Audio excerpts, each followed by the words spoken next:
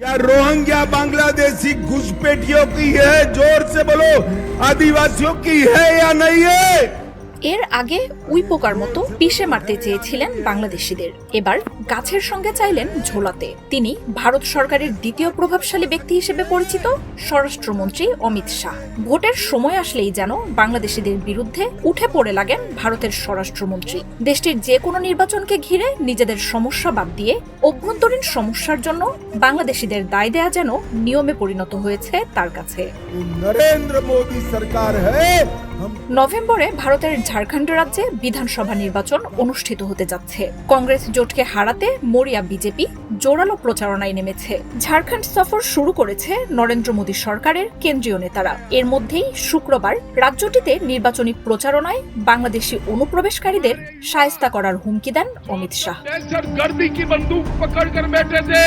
ঝাড়খণ্ড রাজ্যের আসন্ন বিধানসভা নির্বাচনকে সামনে রেখে শুক্রবার রাজ্যের সাহেবগঞ্জ জেলার সাঁওতাল পরগনায় পরিবর্তন যাত্রা নামের প্রচারণা অনুষ্ঠানের উদ্বোধন উপলক্ষে আয়োজিত সমাবেশে ভাষণ দেন অমিত শাহ। এ সময় অনুপ্রবেশকে ঝাড়খণ্ডের সবচেয়ে বড় সমস্যা বলে জানান তিনি বলেন, ঝাড়খণ্ডে বাংলাদেশি অনুপ্রবেশকারী ও রোহিঙ্গার সংখ্যা সীমা ছাড়িয়ে গেছে। এমনভাবে চলতে থাকলে আগামী ২০-৩০ বছর পর অনুপ্রবেশকারীরাই রাজ্যটির দখল নেবে বলে দাবি করেন তিনি। ঝাড়খণ্ডে বিজেপি ক্ষমতায় আসলে বাংলাদেশি অনুপ্রবেশকারীদের উল্টো করে ঝুলিয়ে সোজা করে দেবেন বলে হুঁশিয়ারিও দেন ভারতের স্বরাষ্ট্রমন্ত্রী। झारखंड से घुसपैठियों को निकालने का পরে গিরিধে আরেকটি জনসভায় অবৈধ বাংলাদেশিরা স্থানীয়দের রসদে ভাগ বসাচ্ছে বলেও অভিযোগ করেন অমিত। বলেন, সম্পত্তি দখলের পাশাপাশি স্থানীয়দের কাজেও ভাগ বসাচ্ছে তারা। অমিত শাহ বলেন, অনুপ্রবেশকারী বাংলাদেশিরা স্থানীয়দের সাথে নকল বিবাহ বন্ধনে আবদ্ধ হচ্ছে। তাদের কারণে ভারতীয় সংস্কৃতি ও সভ্যতাও নষ্ট হয়ে যাচ্ছে বলেও মন্তব্য করেন তিনি। शर्म आनी चाहिए कांग्रेस पार्टी को। এসব অনুপ্রবেশকারীকে ঠেকানোর ক্ষমতা বিজেপি ছাড়া আর কারো নেই দাবি করে আসন্ন নির্বাচনে দলটিকে ক্ষমতায় আনার আহ্বান জানান শাহ।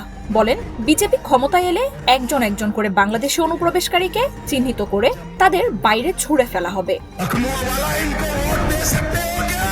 অমিত শাহ বলেন, বাংলাদেশ থেকে অনুপ্রবেশের বিষয়টি তদন্তের জন্য ঝাড়খণ্ড হাইকোর্ট একটি কমিটি গঠনের নির্দেশ দেওয়ায় তিনি আদালতকে ধন্যবাদ জানাতে চান। এই তদন্তের জন্য কেন্দ্র শিগগিরই ঝাড়খণ্ড সরকারের সহায়তায় একটি কমিটি গঠন করবে বলেও জানান তিনি। हमारे झारखंड में जिस प्रकार से এর আগে ২০১৮ সালেও তিনি বাংলাদেশি অনুপ্রবেশকারীদের উইপোকা হিসেবে অভিহিত করে সমালোচিত হয়েছিলেন। বাংলাদেশ থেকে লাখো মানুষ উইপোকার মতো ভারতে অবৈধভাবে অনুপ্রবেশ করছে এবং তাদেরকে নির্মূল করা উচিত বলেও মন্তব্য করেছিলেন অমিত শাহ।